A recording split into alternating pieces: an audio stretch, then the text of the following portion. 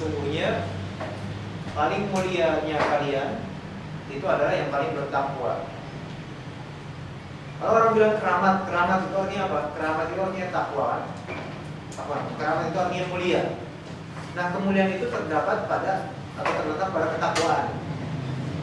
Kita lihat wali dikeramatkan misalnya. Nah, sekarang wali di sini wali apa? Apakah dia waliullah atau wali syaitan? Kalau misalnya waliullah, berarti dia pasti mencintai Allah Subhanahu wa taala dengan cara mentaati dan tidak mengerjakan yang dilarang. Nah, kekeramatan seorang muslim, kekeramatannya ya, itu terletak pada ketakwaannya, bukan pada nasab dan sebagainya, bukan pada silsilah sanad yang diklaim oleh beberapa pihak.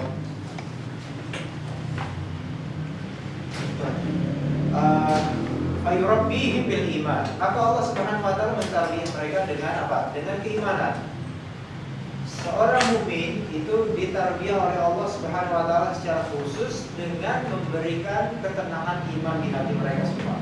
Wa yuwaffiquhum lahu, dan memberi mereka taufik. Taufik ini adalah salah satu macam hidayah. Hidayah juga ada macamnya. Binatang juga diberi hidayah, namun hidayatul irsyad. Tapi hidayah itu taufik itu khusus untuk orang-orang yang beriman. Wa yukmiluhu lahu, dan menyempurnakan keimanan atau menyempurnakan segala kenikmatan atau hidayah atau taufik untuk mereka semua, yaitu kaum atau aulia. Wa yadfa'u anhum as-sawarif, dan menghilangkan dari mereka rintangan-rintangan. Di sini bukan berarti orang yang beriman atau wali Allah itu tidak mendapat rintangan. Di sini bisa berarti rintangan dari segi maknawi seperti rintangan hati. Kadang kalau misalnya seseorang itu ingin beramar ma'ruf nahi munkar itu sulit sekali. Kenapa? Karena ketakwaannya kurang. Ya kan? Man ra'a minkum munkaran falyughayyirhu biyadihi, seperti dalam hadis. Yang terakhir, kalau misalnya cuma di hati saja mengingkari, maka dikatakan iman. Itu adalah selama iman. Nah, kalau orang yang memang Allah Subhanahu wa taala jadikan dia wali Allah, itu tidak akan takut dengan yang namanya kecaman dan sebagainya. Nah, kecaman, cacian, ejekan itu termasuk suara rintangan bagi seorang dai. Tapi Allah Subhanahu wa taala menyingkirkan perasaan keberatan itu. Itu dari segi satu segi. Bisa juga nanti di hari kiamat Allah Subhanahu wa taala rintangan-rintangan yang ada di hadapan para wali untuk bisa mencapai surga itu Allah Subhanahu wa taala hilangkan, itu mungkin. Dan itu khusus bagi orang-orang yang beriman dan beramal saleh. Wal awaiq, dan awaiq itu adalah halangan, tembok-tembok, sekat-sekat al-hailah yang menyekatkan antara mereka dan antara Allah Subhanahu wa taala. Dan di sini bukan maksudnya, di sini bukan maksud bisa melihat Allah Subhanahu wa taala secara langsung di dunia, tidak. Tapi benar-benar merasakan kehadiran Allah Subhanahu wa taala dalam perbuatan ihsan. Apa definisi ihsan? Anta ta'budallaha ka'annaka tarahu, fa in lam takun tarahu fa innahu yaraka. Engkau menyembah Allah, beribadah kepada Allah seolah-olah engkau itu bisa melihat. Ini seolah-olah memang tidak ada sekat, padahal tidak bisa melihat. Dan ternyata memang tidak bisa melihat. Fa in lam takun tarahu, maka jika kamu tidak bisa melihat Allah Subhanahu wa taala, ketahuilah dia melihat. Itu artinya kamu memang gak bisa melihat, tapi yakinlah kamu tuh dilihat, sehingga tetaplah beribadah. Itu maksudnya. Wa haqiqatuha, dan hakikat tarbiyah khasah ini adalah tarbiyatut taufiq likulli khair, yaitu memelihara para wali dengan membimbingnya menuju atau untuk segala jenis kebaikan. Wal ismatu an kulli syarr, dan menjaga. Ismah itu menjaga. Di sini ismah artinya menjaga. Makanya ma'sum, Nabi sallallahu alaihi wasallam ma'sum artinya apa? Terjaga dari kesalahan, bukan terjaga dari mara bahaya, karena Nabi sallallahu alaihi wasallam juga kena sihir dan juga menjelek-jelekan oleh musyrikin, ditipu, bahkan pernah di dalam perang terkena. Jadi ismah di sini terjaga dari kesalahan. Dari kesalahan yang menyebabkan adanya penjelek-jelekan terhadap Nabi Muhammad SAW. Adapun secara bashar, beliau adalah bashar, beliau adalah manusia. Nah, di sini al-ismatu an kulli syarrin, penjagaan dari segala jenis kejelekan. Di sini memang bersifat umum. Namun terkadang Allah Subhanahu wa taala memberikan ujian yang sangat berat kepada kaum mukminin, para wali. Dan ujian paling berat itu sebenarnya ada pada para nabi. Semakin besar orang bertakwa, itu ujiannya semakin berat.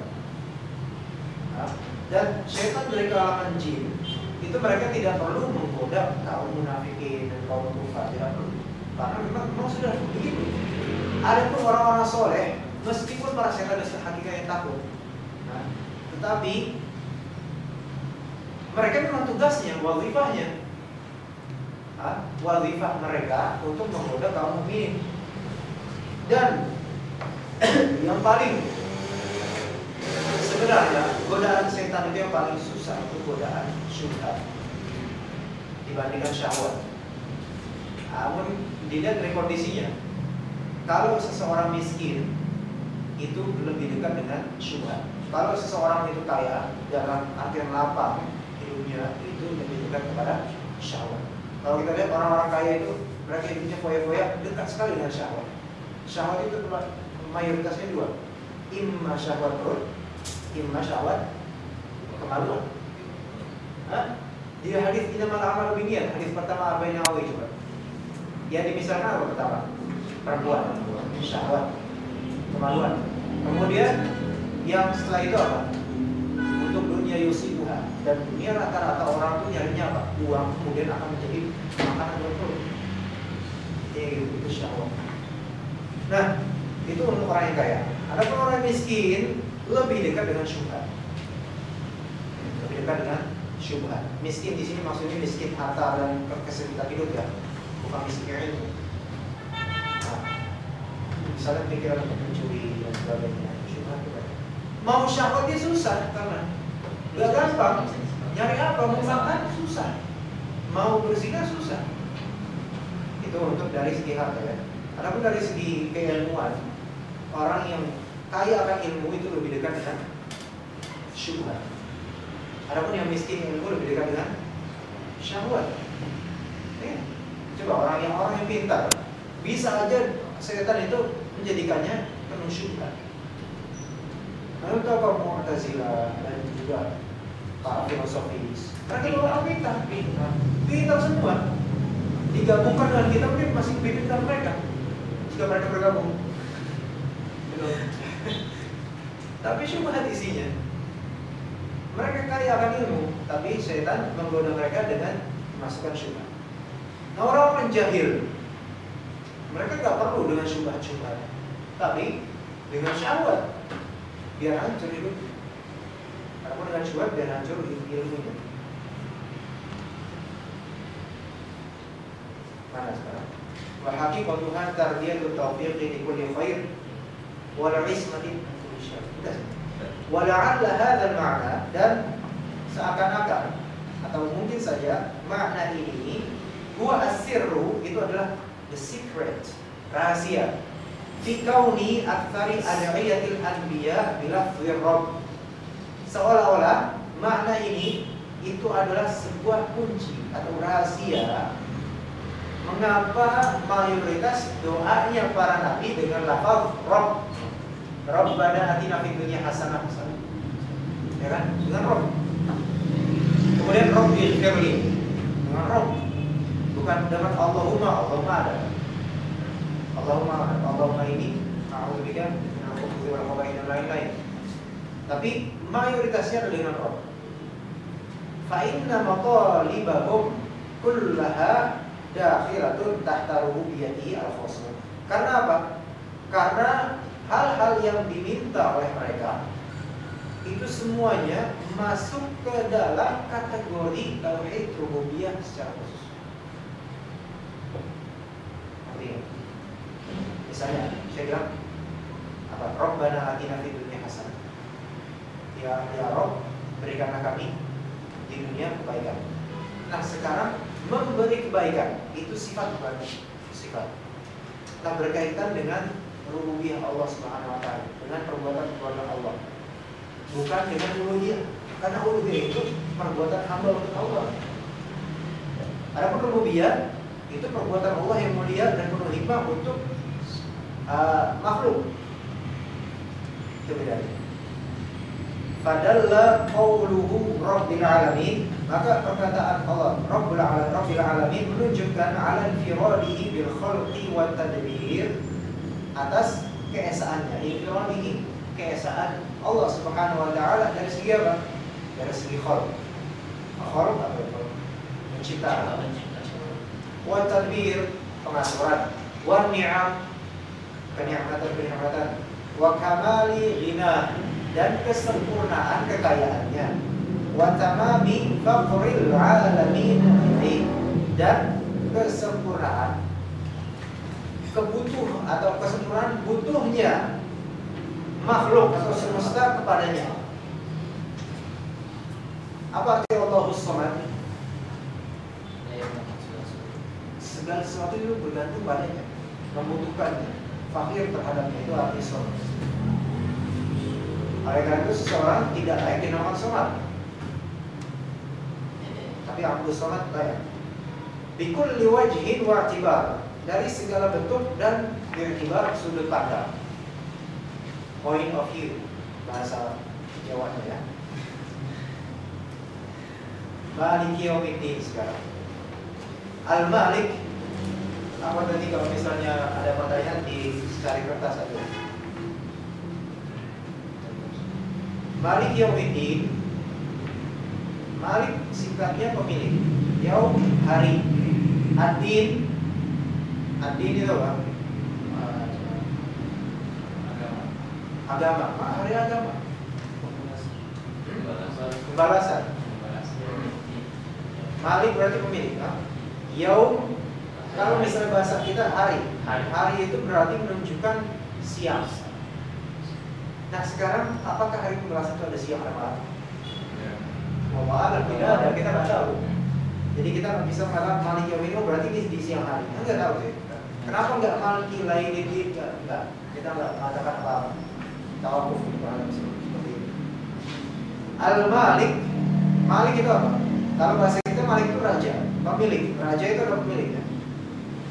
Gua Malik itu sifat, yusifatil milki. Dia adalah man, yang untuk sifat disifati dengan sifat kepemilikan. Disifati dengan sifat kepemilikan. Kalau kerepotan nulis, jangan nulis. Nulisnya nanti aja, kalau misalnya di rekaman dengerin, nulis lagi baru. Nanti kerepotan nulis kesian, tak capek, otaknya nggak jalan. Kecuali kalau masih berjalan, insyaallah alhamdulillah. Allati min athariha, yang mana dari dampak-dampaknya. Athar itu dampak-dampak, bekas-bekas dari sifat tersebut, sifat kepemilikan Allah Subhanahu wa taala. Annahu ya'mur wa yanha, bahwasanya dia itu memerintah dan melarang. Jadi mempunyai hak Allah Subhanahu wa taala. Wa yudhib wa yu'aqab. Nah, karena memerintah dan melarang di dunia, maka dia pun berhak untuk mengganjari pahala dan juga memberi hukuman. Wa yatasarraf bima malikihi, dan wa yatasarraf itu berlaku, memperlakukan apapun bima malikihi, dengan kerajaan-kerajaannya, bi jami'i anwa'i tasarrufat, dengan segala macam-macam bentuk perilaku terserah Allah Subhanahu wa taala. Karena dialah pemiliknya. Wa adhafa al-milki yaumiddin, dan penyambungan atau penyandaran atau penisbatan al-milk, kepemilikan terhadap yaumiddin, dan wa huwa yaumul qiyamah, dan dia maksudnya adalah hari kiamat. Itu yaumu yudanun nasu fihi bi'aqaihim, hari di mana manusia itu yudan itu diganjari atau dibalas. Jadi din di sini artinya pembalasan kan. khairiha wa syarriha, baik itu baiknya dari amalan mereka ataupun buruknya amalan mereka. Ingat, amalihim di sini maksudnya adalah amalan-amalan manusia dan jin yang mukallaf. Ya. Jadi yang ghair mukallaf seperti yang belum baligh atau tidak berakal itu tidak termasuk. Tidak termasuk. Di anna fi dzalikal yaum, karena pada hari tersebut yadhharu lil khalqi tamamaz zuhur. Yadhharu zahir, terlihat, tampak di depan persaksian semua makhluk tamamaz zuhur, dengan sesempurnanya penampakan. Kamalu milkihi wa adlihi wa hikmatihi, kesempurnaan kerajaan Allah, kepemilikan Allah, dan keadilan Allah dan hikmah Allah Subhanahu wa taala. Wan qita'u amlakil khalaiq, dan selain yang ditampakkan itu dari kesempurnaan Allah Subhanahu wa taala, ditampakkan juga keterputusan kerajaan-kerajaan para makhluk. Udah, enggak ada lagi. Hatta innahu yastawi fi dzalikal yaum, hingga itu semua menjadi sama di hari tersebut. Siapa yang sama? Al-muluk, para raja, war-ri'aya atau ra'aya, yaitu para penggembala, pemimpin. Wal-abid, apa ini? Rakyat. Al-ra'aya itu rakyat. Ra'aya, rakyat itu ra'aya. Wal-abid, dan para hamba. Wal-ahrar, orang-orang yang bebas yang bukan budak. Dan seterusnya, bagi sipil dan sebagainya. Kulluhum mud'inuna li'azamatihi, mereka semua mud'inun, tunduk disebabkan keagungan Allah Subhanahu wa taala. Khadi'una li'izzatihi, mud'inun dan khadi'un itu maknanya mirip, tunduk. Li'izzatihi, dengan sebab izzah. Izzah itu bisa artinya jarang, bisa. Izzah bisa artinya perkasa, bisa. Izzah bisa artinya mulia, bisa. Itu semua benar, artinya kemuliaan Allah Subhanahu wa taala. Kalau di Al-Qur'an biasanya Al-Qur'an terjemahan di terjemahan bahasa kita mulia. Berarti aziz itu mulia. Tapi aziz yang bermakna jarang itu tidak untuk Allah Subhanahu wa taala. Muntaziruna limujazatihi, mereka menunggu mujazat, pembalasan. Rajuna thawabihi, mereka mengharapkan pahalanya. Khafuna min iqabihim, atau khafuna min iqabihi, mereka takut dari hukumannya. Falidzalika khassahu bidzikr, oleh karena itu Allah Subhanahu wa taala mengkhususkan baginya dengan penyebutan. Maksudnya apa ini? Begini maksudnya. Malik Yaumiddin kan, Allah Subhanahu wa taala memiliki, Allah Subhanahu wa taala memiliki hari-hari. Sekarang juga bingung loh hari-hari. Lebih khusus lagi. Lebih khusus lagi Malik Yaumiddin. Kenapa? Kenapa Allah Subhanahu wa taala mengkhususkan hari Yaumiddin? Padahal Allah Subhanahu wa taala memiliki semua hari dalam dunia. Kenapa? Karena tidak ada kehendak selain kehendak Allah pada hari itu. Sahih, tidak ada kehendak selain kehendak Allah pada hari itu. Manusia itu semua khudur, semua tunduk. Tidak ada mereka mau protes pun tidak akan. Mereka tidak memiliki masyiah sebagaimana di dunia atau iradah sebagaimana di dunia. Dan juga kalau kita lihat di dunia, manusia itu bisa menjadi raja, malik, ya kan? Bisa menjadi pemimpin dan sebagainya. Namun nanti di Yaumiddin itu tidak ada. Semuanya sama dari segi status sosial. Terserah, semuanya sama. Nah, ya, yang membedakan nanti apa amalannya. Itu intinya. Jadi raja-raja yang di dunia itu nanti di Yaumiddin itu nggak ada. raja-raja lagi. Makanya Allah Subhanahu wa taala mengkhususkan hari Yaumiddin, maliknya Allah Subhanahu wa taala. Tidak. Wa illa fa huwal malik liyaumiddin wa liwayrihi minal ayyam. Jika tidak, maka memang dia, yaitu Allah Subhanahu wa taala, adalah sang pemilik untuk hari pembalasan dan juga selainnya dari hari-hari. Wa qawluhu iyyaka na'budu wa iyyaka nasta'in, yaitu kami mengkhususkan padamu ya Allah, hanya Engkau satu-satunya, nahkusuka wahdaka bil ibadah wal isti'anah, dari segi ibadah dan dari segi meminta pertolongan. Ibadah ini hanya khusus untuk Allah Subhanahu wa taala tujuannya. Kemudian isti'anah, meminta pertolongan. Di sini maksud dari meminta pertolongan adalah segala jenis permintaan pertolongan, kecuali permintaan pertolongan yang secara adat dimampui oleh manusia. Misalnya, saya meminta antum untuk mengambil kitab, tolong ambilkan kitab. Ini kitab masa, ya Allah tolong ambilkan kitab itu sini. Ya itu gimana? Biar terbang kitabnya ini enggak. Tapi dengan manusia, karena manusia tersebut bisa. Aku merasa panas. Apa ini saya berfungsi ya teman?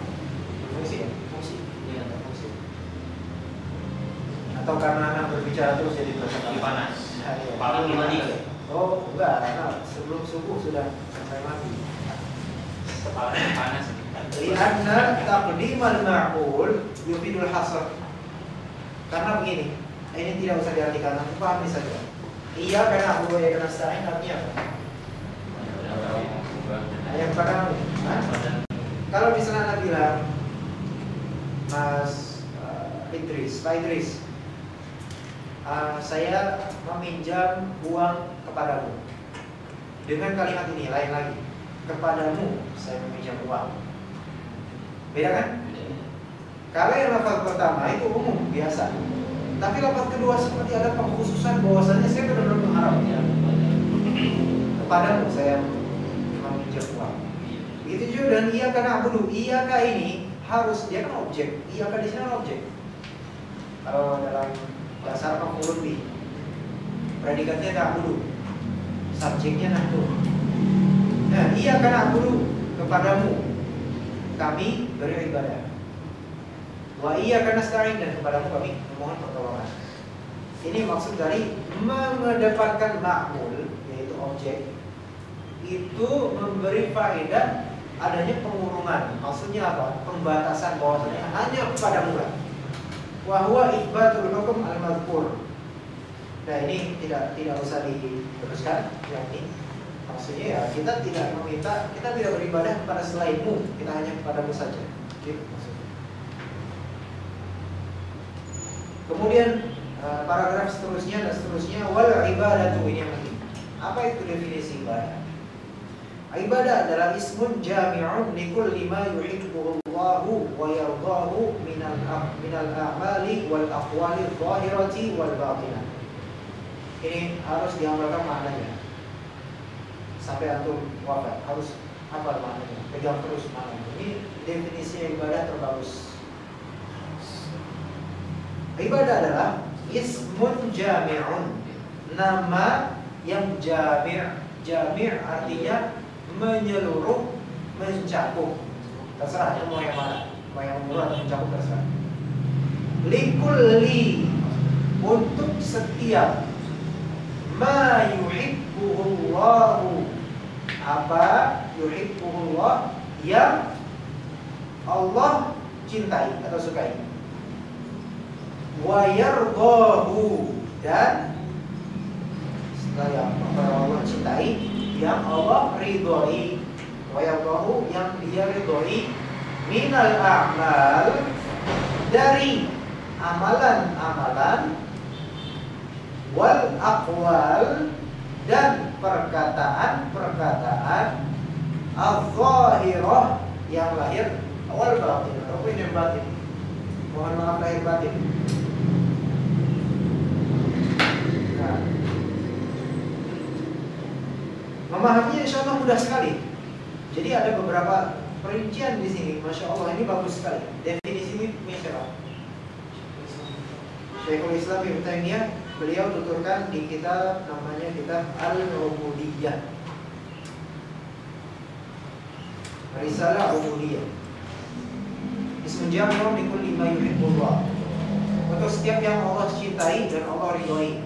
Nah, antara ahabba dengan ridho atau hub dengan ridho itu ada berbeda. Ridho itu lebih tinggi daripada hub. Ya. Ridho itu lebih tinggi daripada hub. Minal a'mal, dari amalan-amalan. Amalan-amalan di sini maksudnya adalah ada dua. Amalan qalbi, amalan hati, dan amalan anggota tubuh selain lisan. Wal aqwal, ini amalan lisan. Al-zahirah, baik yang zahir ditampakkan oleh kepada manusia atau yang bisa didapat panca indera manusia. Seperti yang berbicara gini walaupun antum buta tapi antum tahu ada berbicara, berzikir. Nah, itu berarti zahir. Atau batin, batinah itu amalan hati. Oke, itu ibadah. Kemudian al-isti'anah. Hiya al-i'timad 'ala Allah Ta'ala. Al-i'timad 'ala Allah Ta'ala. Al-i'timad 'ala Allah Ta'ala fi jalbil manafi'. Fi jalbil manafi' wa daf'il madar. Wa daf'il madar ma'a thiqati bihi fi tahsili dzalik. Ma'a thiqati bihi fi tahsili dzalik. Isti'anah itu adalah, kalau secara bahasa kita cukup isti'anah meminta pertolongan atau bantuan. Isti'anah adalah al-i'timad. Apa arti ibaduddin? Misalnya di sini apa? Nah, ini Al-Hafidz Ibnu Katsir. Biasanya Al-Hafidz Ibnu Katsir itu disebut ibaduddin. Atau ini, sholat itu ibaduddin. Apa artinya sholat ibaduddin? Atau apa? Tiang agama. Nah, tiang. Imad itu tiang. Nah, i'timad itu adalah bersandar. Seperti pada ada sandaran kemudian bersandar. Al-i'timad itu bersandar. Ibnu Qudamah punya kitab namanya Al-Umdah fil Fiqh. Al-Umdah artinya apa? Sandaran dalam fikih. Kemudian salah satu dari keluarganya punya kitab namanya Umdatul Ahkam. Sandaran hukum-hukum. Al-i'timad 'ala Allah itu bersandar pada Allah Subhanahu wa taala fi dalam jalbil manafi', dalam menghasilkan atau mendapatkan manfaat-manfaat, wa daf'il madar, dan melawan atau mengusir atau membuang atau menghilangkan kemudaratan. Tapi ada takkid di sini. Bersandar itu tidak sekadar saya bersandar kepada Allah. Ma'al thiqati bihi, dengan adanya thiqah. Thiqah itu rasa percaya. Mereka para ahli hadis sebagian kalau misalnya untuk derajat yang dipercaya apa namanya? Thiqah. Thiqah. Ini orang thiqah atau enggak nih? Terpercaya atau enggak? Terpercaya atau terperdaya? Ada thiqah, ada juga muwaththaq. Muwaththaq dan thiqah sama. Percaya kepada Allah Subhanahu wa taala fi tahsili dzalik, dalam menghasilkan manfaat tersebut, yaitu kebaikan. Nah, sekarang al-qiyam bi ibadatillah, mendirikan atau menunaikan ibadah Allah, wal isti'anatu bihi, dan meminta pertolongan kepada Allah, itu adalah al-wasilatu, perantara atau penyebab, bisa juga penyebab lisa'adatil abadiyah, untuk kebahagiaan yang abadi. Maksudnya apa nih? Lisa'adatil abadiyah di sini berarti sa'adah dari akhirah. Karena apa? Karena dunia itu ibarat masroah, pertanian. Antum bercocok tanam di sana untuk berbekal nantinya di hari kemudian.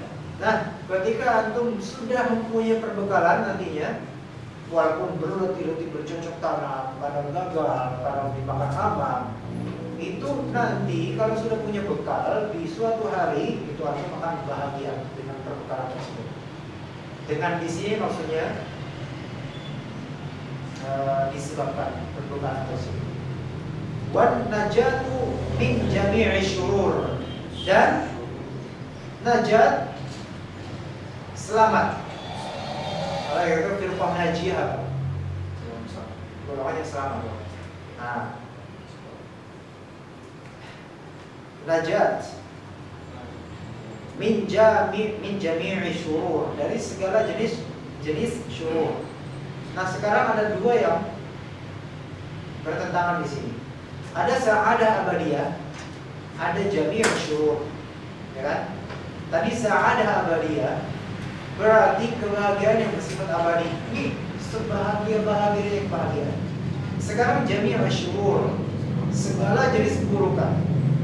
Maksudnya sa'adah abadiyah itu adalah surga. Jami' syurur apa? Neraka. Karena segala keburukan itu ada di neraka, sudah. Sedangkan kebahagiaan terabadikan itu ada di sini. Fala sabila ila najati illa bil qiyami bihima. Maka tidak ada jalan untuk selamat kecuali dengan melaksanakan keduanya, itu apa? Pertama ibadah dan isti'anah.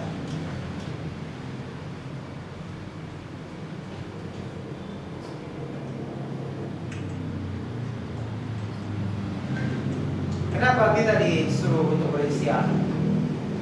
Karena hamba Allah Subhanahu wa taala itu membutuhkan Allah Subhanahu wa taala dalam menunaikan ibadah. Apapun ibadah tersebut. Apa ayatnya? Wasta'inu bis-sabri was-shalah. Wasta'inu bis-sabri was-shalah. Mintalah pertolongan dengan apa? Kesabaran dan dengan salat. Kenapa sabar dulu? Karena salat bukan sabar. Nah, sabar itu ibadah. Sabar pun kita sabar itu membutuhkan bantuan dari Allah. Gak ada dengan sendirinya. Oleh karena itu bilang wasta'inu, dengan wasilah apa?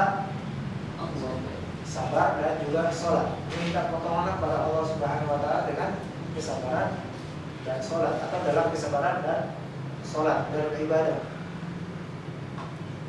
Nah, kalau Allah Subhanahu wa taala tidak menolong, tidak memberi taufik, itu tidak akan terjadi.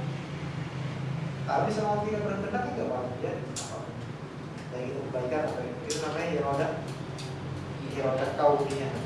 Insyaallah teman-teman kita bahas. Ada ini saya buka kitab Majmu' Fatawa jilid 7 karya Ibnu Taimiyah. Ada faedah yang cukup bagus di Majmu' Fatawa jilid 7 halaman 236. Tapi ini cetakan Maktabah Silahul Ustaz, Maktabah Al-Ulaikan. Tapi ini bukan cetakan yang masyhur dipakai untuk orang-orang yang melakukan riset untuk kitab-kitab. Jadi ini mungkin cuma 20 berapa jilid ya. Kalau yang masyhur itu 37 jilid. Alhamdulillah. Hah? Ini berdebut karena itu udah lama, tahun 2002 bikinnya. Tidak gampang. Hah? Kebanyakan kitab jadi. Jangan dibaca. Oke, was-sholatu afdhalul a'mal. Ini bukan punya saya, bukan punya saya. Punya bapak saya. Was-sholatu afdhalul a'mal. Salat adalah sebaik-baik amal. Wa hiya mu'allafah min kalimin thayyib wa amalin shalih. Nah, salat itu terkomposisikan dengan dua hal, kalam yang baik dan juga amalan yang soleh. Kalam di sini berarti qauliyah, amalan ini lisan. Nah, amalan soleh di sini maksudnya perbuatan, anggota tubuh, ya kan? Atau hati. Afdalu kalimihat thayyib wa aujabuhu Al-Qur'an. Nah, sebaik-baik yang terlisankan ketika kita sholat dan yang paling wajib itu apa? Al-Quran, Al-Fatihah. Sama wajibnya dengan takbiratul ihram, benar? Takbiratul ihram rukun. Takbiratul ihram rukun, iftitah sunnah. Takbiratul ihram rukun. Dan itu bagus. Maksudnya itu termasuk dalam kalimat thayyib. Karena apa? Allahu Akbar, zikir yang bagus. Tapi ada yang sebenarnya lebih afdol dari itu. Apa? Alhamdulillahirabbil alamin arrahmanir rahim. Nah, sekarang itu dari segi kalam, lafaz. Wa afdalu amaliha, dan sebaik-baik amalan itu apa? Wa aujabuhu, yang paling wajib itu apa? As-sujud. Jadi dalam sholat itu terkomposisikan kalam dan juga perbuatan amal tertentu. Nah, kalau kalam yang paling baik apa? Al-Fatihah. Kalau amal tertentu yang paling baik apa? Sujud. Karena dalam sujud itu sedekat-dekatnya anggap pada Rabb. Tapi itu bagi muslim. Percuma kalau orang musyrik sujud atau Allah tidak diterima. Nah, sebagaimana kalau misalnya kita perhatikan di awal surah pertama yang turun itu apa? Al-Alaq. Walaupun ada minoritas ulama mengatakan Al-Mudaththir, tapi Al-Muzammil. Tapi Al-Alaq yang lebih sahih. Nah, pertama, Iqra bismi rabbikal ladzi khalaq. Katakanlah atau bacalah dengan nama Allah, dengan nama Rabbmu yang telah menciptakanmu. Nah, itu dalam surat Al-Fatihah. Iqra bismi rabbikal ladzi, dengan nama Rabbmu, ya kan? Alhamdulillahi rabbil alamin. Sama Rabb apa? Khaliq, pencipta. Ya, Iqra bismi rabbikal ladzi khalaq. Nah, itu paling awal. Paling akhirnya apa? Pasjud wa ta'ala. Maka sujudlah dan mendekat. Maka karena sujud posisi paling amalan yang paling mendekatkan diri kepada Allah Subhanahu wa taala. Itu rahasia. Rahasia lain dari al-alaq ini, al-alaq rahasia lain. Itu yang pertama apa? Iqra, membaca. Nah, Iqra bismi rabbikal ladzi khalaq, khalaqal insana min 'alaq. Iqra wa rabbukal akram alladzi 'allama bil qalam. Mengajarkan dengan qalam, pena. Ini wallahu a'lam ta'wilnya bagaimana, kita harus merujuk lagi. Tapi di sini ada kaitan antara membaca dengan qalam. Nah, alladzi 'allama al-insana malam yang mengajarkan manusia apa yang tidak dia tahu. Dengan apa? Dengan Iqra dan dengan qalam. Gitu. Ada di situ ada semacam sir atau rahasia di situ. Bahwasanya dalam dinul Islam qiraah, membaca dan juga qalam itu penting.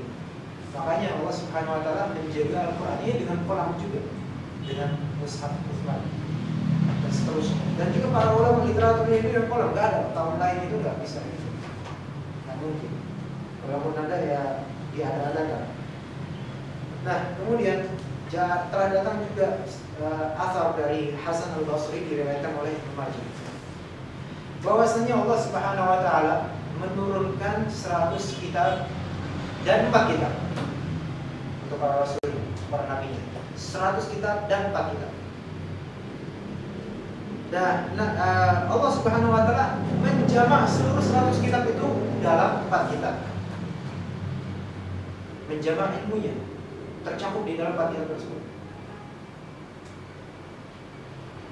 Nah, 4 kitab, Zabur, Taurat, Injil, dan Al-Quran, ilmu dari semua itu sudah tercakup, terkandung dalam Al-Quran. Yang di Zabur belum tentu ada di Taurat, yang di Taurat belum tentu ada di Injil, tapi yang di Zabur, Taurat, dan Injil pasti ada di dalam Al-Quran. Dan yang ada sekarang dari Taurat dan Injil yang bertentangan dengan Al-Quran, tentu saja kita pilih Al-Quran. Bahkan yang mungkin benar dari Taurat dan Injil pun yang sekarang ada, itu tidak boleh kita percaya.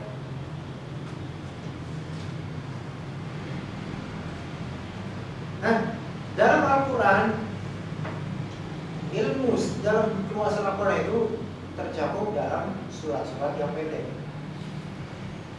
Ya, surat-surat yang pendek itu kan biasanya Makkiyah, turunnya pada periode Makkah. Karena periode Makkah itu global dulu, menyebarkan Islam secara ajaran yang global, tauhid dulu. Nah itu di situ juga ada isyarat bahwasanya dalam pengajaran Islam itu lebih bagus menyimpulkan sesuatu dulu, global dulu, berikan global dulu, kemudian berikan contoh secara rinci. Nah dari surat-surat pendek dalam Al-Quran itu semua ilmunya tercakup dalam Al-Fatihah. Jadi Al-Fatihah itu mencakup apa? Semua ilmu dalam surat-surat pendek, kemudian semua ilmu dalam seluruh surat dalam Al-Quran, kemudian semua ilmu dalam 4 kitab, kemudian seluruh ilmu dalam 100 kitab. Kalau ini saya udah merasa hot ini. Bisa di setting lagi. Matiin nyalain lagi dulu. Matiin nyalain lagi. Apa? Matiin nyalain lagi. Di restart. Matiin nyalain lagi. Aku beristirahat aja di masalah.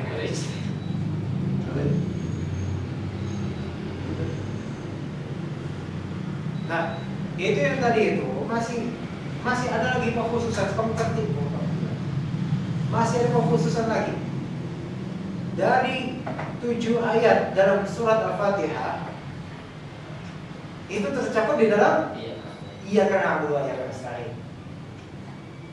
Nah, jadi Iyyaka na'budu wa iyyaka nasta'in itu mencakup seluruh 100 kitab ilmunya yang terkandung dalam. Itu hebatnya di situ. Itu riwayat dari Hasan Al-Basri, perkataan Hasan Al-Basri diriwayatkan oleh Ibnu Majah dan juga perawi lainnya.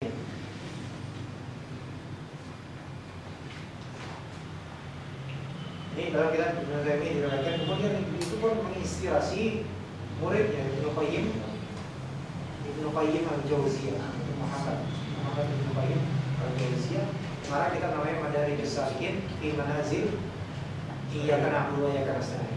Namun kitab tersebut tidak direkomendasikan, bukan karena sesat, bukan, tapi karena memang berat. Istilah-istilah di dalamnya itu istilah berkaitan dengan istilah sufiyah. Kalau misalnya kita baca Indonesianya, terjemahannya ya agak berat, apalagi Arabnya, bagi yang tidak bisa. Dan terjemahan yang ada di Indonesia ini dari cetakan apapun itu semua ringkasan, bukan terjemahan langsung meluas apa adanya, bukan, tapi ringkasan semua. Dari cetakan pustaka Al-Kautsar, cetakan lama itu kan itu paling awal cetakan dari Risal itu. Pendakian menuju Allah, dari Salikin pendakian menuju Allah. Itu ringkasan. Kalau aslinya diterjemahkan di Indonesia ini bisa sampai mungkin 2 jilidan segini, atau lebih 3 jilid kalau mau lengkap. Apalagi kalau ada tafrish-tafrishnya. Baik, ada pertanyaan? Akhwan, kalau misalnya ada mau bertanya silakan dikirim di send. Insya Allah kita mulai pekan depan Ihdinas Shiratal Mustaqim, kita akan bahas tentang hidayah. Dan mungkin di yang halaman ke-8 itu beberapa paragraf akan kita skip dan langsung ke tafsir surat Al-Baqarah setelah insyaallah. Ya, Ikhwan ada pertanyaan atau kalau ada pertanyaan kita teruskan di surat Al-Mustaqim. Pertanyaan? Tidak ada. Kita teruskan sampai jam setengah 11 insyaallah. Walaupun sebenarnya kajian yang ini terpotong 15 menit tadi. Sebenarnya.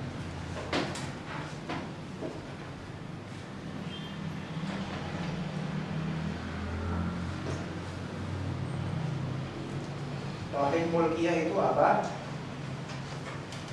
Pertama, tauhid itu adalah ifradullah azza wa jalla fi rububiyyatihi wa uluhiyyatihi wa asma'ihi wa sifatihi, yaitu mengesahkan Allah Subhanahu wa taala dari segi rububiyahnya, uluhiyahnya dan asma-nama dan sifat-sifat. Nah, sifat-sifat Allah itu ada yang terkandung, semua nama Allah Subhanahu wa taala mengandung sifat-sifat. Namun terkadang sifat Allah Subhanahu wa taala ada yang sifat zat, ada yang sifat fi'liyah. Sifat zat itu seperti tangan. Tangan itu bukan nama Allah. Kemudian ada yang wajib.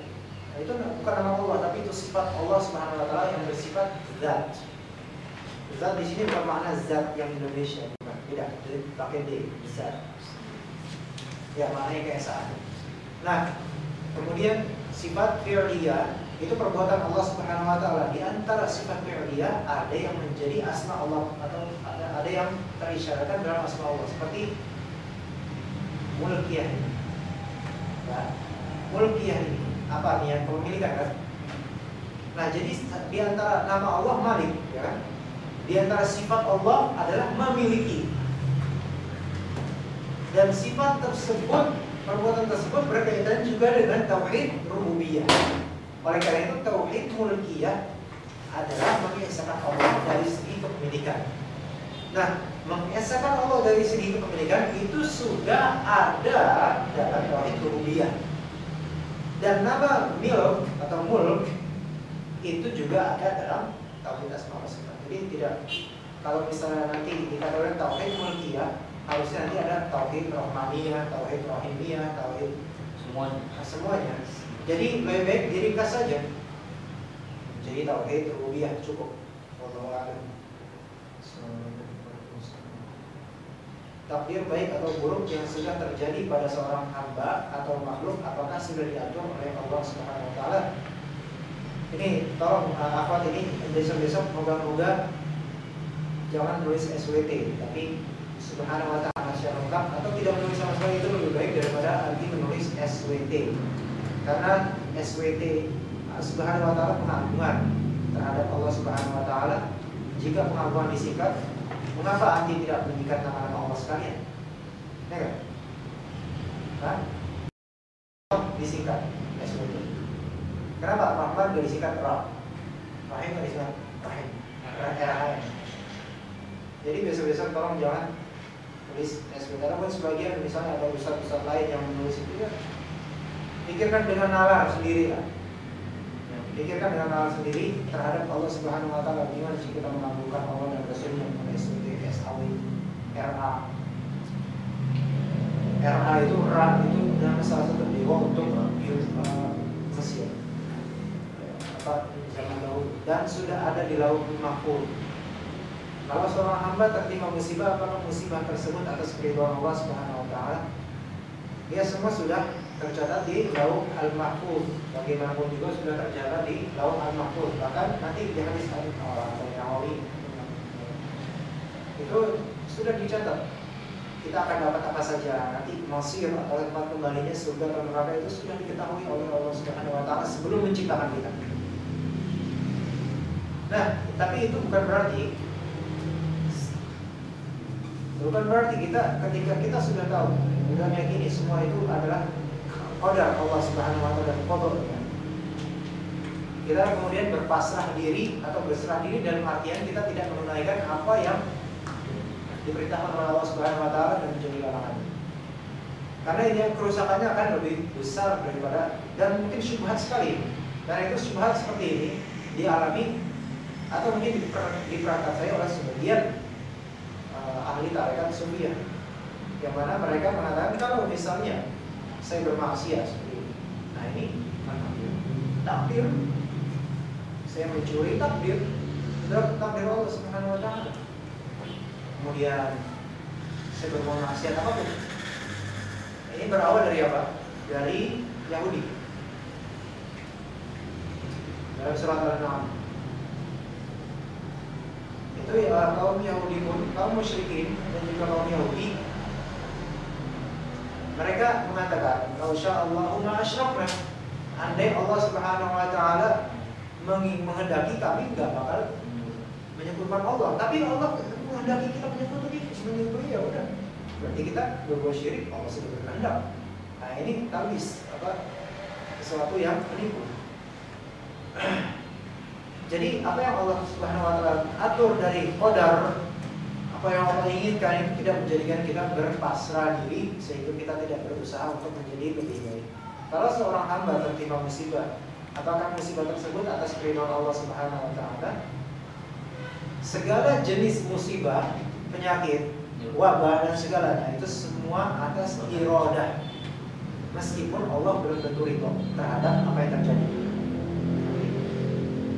Irodah terbagi menjadi dua, irodah syar'iyah dan irodah kauniyah. Irodah syar'iyah itu adalah irodah atau keinginan Allah yang bersifat syar'i, dan itu hal baik saja untuk hamba-hambanya bersifat syar'i, seperti antum beribadah kepada Allah, sholat dan sebagainya. Itu atas kehendak Allah secara syar'i. Nah, iradah syar'iyah itu tidak mesti terjadi untuk semuanya. Karena Allah Subhanahu wa taala menginginkan apa? Menginginkan agar manusia itu taat padanya, kan? Iya. Tapi ternyata apa yang terjadi? Banyak banget yang kafir, bahkan wa ituti aktsara min fil ardi yudilluka sabilillah. Jika engkau mentaati mayoritas penduduk bumi, mereka akan menyesatkan kamu.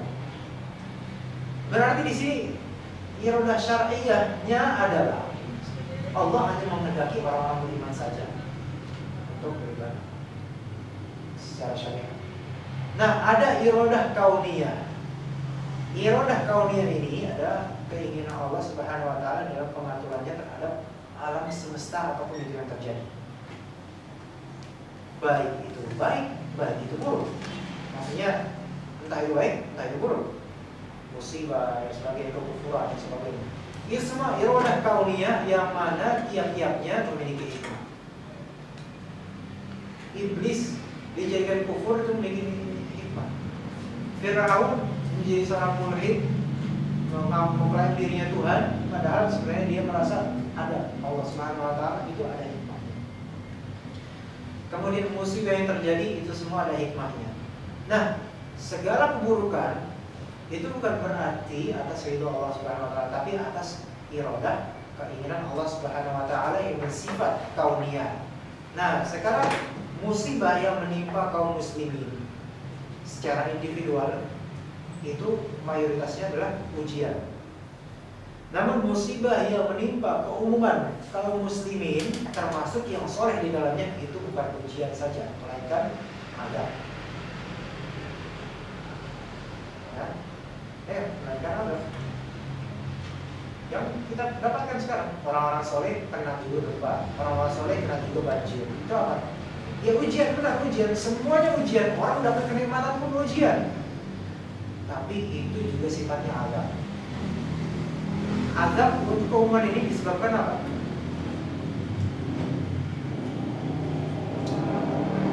Rasulullah SAW bersabda, diriwayatkan oleh Abu Bakar dalam Musnad Ahmad, inna nasa idza ra'awul munkara falam yughayyiruhu aw syaka an ya'ummahumullahu bi'iqabihi. Sesungguhnya manusia jika mereka melihat kemunkaran kemudian mereka tidak mengubahnya,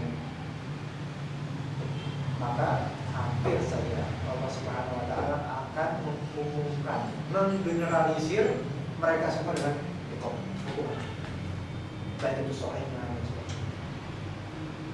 Maksudnya apa? Maksudnya adalah orang-orang yang tahu, mereka sempat dan punya kemampuan memberitahu, tapi tidak memberitahu. Itu maksudnya. Tidak menasihati. Padahal punya kemampuan, punya waktu, punya ruang dan sebagainya. Beda halnya dengan jika dalam kondisi tersebut orang-orang soleh tersebut mereka memang tahu, namun mereka tidak mampu untuk memberitahu. Nah, ini beda lagi kondisinya. Nah, yang terjadi sekarang seperti itu. Yang pertama tadi, banyak orang yang tahu, tidak mencegah. Nah, itu fitnah bagi kita semua, bagi Anda juga terutama. Semua kita sempat memberitahu tentang kebidaan, tentang maksiatan dan sebagainya. Tapi kita enggak memberitahu, kan? Nah, itulah penyebab Allah Subhanahu wa taala menggeneralisir ada untuk orang-orang soleh juga. Itu kan. Dan kenapa Indonesia dan seluruhnya dianggap bisa? Padahal dari sistemnya, dari apa-apanya itu udah banyak terjadi kekufuran. Karena apa? Karena sebagian orang soleh memang dikondisikan tidak bisa memberitahu. Kita mau mengirim surat misalnya ke orang yang memimpin kita, enggak dianggap. Kecuali kok udah punya nama besar, kemudian dengan partai besar, dengan nama. Kenapa dengan surat biasa kan bisa ya? Ya, coba kirim surat. pesawat ya. Hah? Lewat Facebook nggak bisa, Twitter dia paling di skip aja. Saking banyak komentar yang tersampaikan. Makanya alhamdulillah masih dilindungi kita secara formal. Mungkin yang terjadi di Aceh, terjadi di Pangandaran, itu mungkin jika memang di sana ada orang soleh yang hidup di sana, tapi kena juga itu mungkin karena mereka nya lalai. Apa maksudnya? Tidak memberikan masukan kepada orang-orang tersebut. Jadi musibah itu terkadang memang kemurkaan Allah Subhanahu Wa Taala, dan sebenarnya kemurkaan jika murah itu adalah laknat. Kenapa disebut laknat? Laknat itu lawan kata dari rahmat. Laknat itu artinya adalah at-tardu anir rahmah, yaitu pengusiran atau penjauhan dari rahmat. Ada pun musibah yang terjadi secara individual misalnya, atau dalam keluarga, ayahnya meninggal, atau sakit, atau kecurian, kemalingan. Nah, itu rata mayoritasnya itu hanyalah ujian, terutama jika terjadi pada orang-orang soleh saja. Maksudnya misalnya dalam keluarga itu memang keluarga soleh, tapi diuji seperti itu. Dan jika satu keluarga itu soleh, misalnya bagus, itu ujiannya jauh daripada yang biasa. Jauh. Yang disangka orang yang misalnya bisa bulan punya keluarga banyak misalnya, antum tahu misalnya antum muslim ini tahu contoh-contohnya, punya keluarga banyak, yang satu misalnya kuliah di Madinah, yang satu kuliah di mana, yang satu di mana. Tapi jangan mengira hidupnya tuh enak, senang, udah dapat soal banyak dari dunia, dari rumah. Jangan dikira fitnahnya banyak, ujiannya itu ada sendiri. Jadi tiap-tiap orang ada ujian masing-masing. Dan ujian untuk orang-orang soleh itu atas keridhaan Allah. Ujian atas orang soleh itu keridhaan Allah Subhanahu Wa Taala sebagai imtihan. Oleh karena itu Allah Subhanahu Wa Taala berfirman, Alladzi khalaqal mauta wal hayata liyabluwakum ayyukum ahsanu amala. Yaitu Dialah yang menciptakan khalaqal maut, kematian ya, wal hayat, dan kehidupan. Kenapa kok kematian dulu yang Allah sebut? Karena asal manusia itu mati. Ini enggak, tetes air sebelumnya enggak ada sama sekali. Sebelum ada tetes air kan bapaknya dulu. Sebelum ada bapaknya enggak ada tetes air lagi. Nah, dalam surah Al-Baqarah, "Kaifa takfuruna billahi wa kuntum amwatan fa ahyaakum." Bagaimana kamu itu kafir terhadap Allah sedangkan Dialah yang menjadikan kamu tadinya mayit menjadi hidup. Fa ahyaakum. Alladzi khalaqal mauta wal hayat, yang menciptakan kematian kemudian kehidupan. Liyabluwakum, untuk apa? Menguji kalian. Ayyukum ahsanu amala. Siapa sih di antara kalian yang paling baik amalnya? Kalau orang soleh dikasih musibah itu bermuhasabah. Tapi kalau orang yang tadi nggak soleh, ya memang kadang ada yang kemudian bersabar. Sementara mendapat musibah, yang pikirannya ya udah, ini ujian saja, ini bukan musibah, ini ujian aja dari Allah. Tenang. Ada mana ibadah? Saya di dekat rumah saya kan memang ada banjir Ciliwung. Saya pun ibu saya. Salah satu temannya memang kena banjir. Kemudian mengeluh temannya itu. Kenapa ini Allah? Ya lu sih nonton joget-joget mulu, pantesan rendah oke. Sekarang TV isinya joget doang.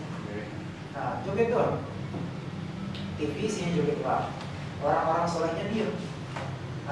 Kalau orang-orang soleh mentaati nanti kira, ngapain di parlemen, ngapain di TV, ngapain masuk TV, nggak boleh masuk TV. Orang-orang solehnya diam. Siap-siap. Akhirnya akan datang. Karena kita lebih suka diam daripada memberitahu. Baik, mudah-mudahan berfaedah. Subhanallah wa bihamdihi, asyhadu an la ilaha illa anta, astaghfiruka wa atubu ilaik. Assalamualaikum warahmatullahi wabarakatuh.